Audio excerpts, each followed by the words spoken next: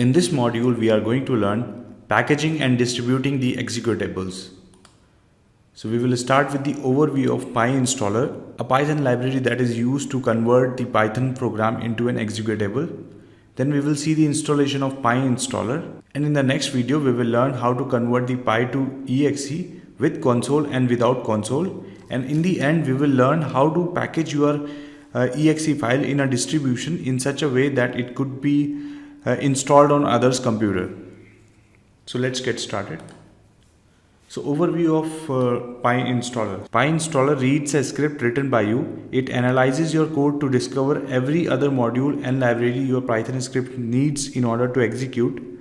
Then it collects the copies of all the files, including the active Python interpreter, and then puts them in your script in a single folder. And inside that folder, there is an executable created. PyInstaller is tested against Windows, Mac OS, and Linux. But however, it is not cross-compiler. That means you cannot run the file that is created in the Windows. Let's say if you have created an exe file, then you cannot run it on the Linux and Mac operating system.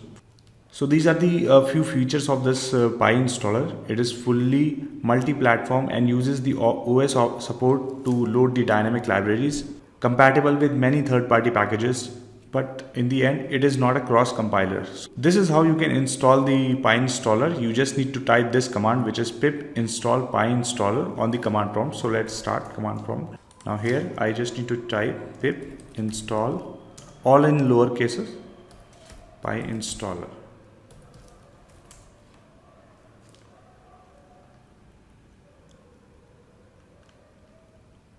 Okay, so as you can see that PyInstaller has been successfully installed in my system, and the current version is 5.3. Now next we are going to learn, no matter if you are running on any operating system, pip works there. You can simply go ahead and install it in this way.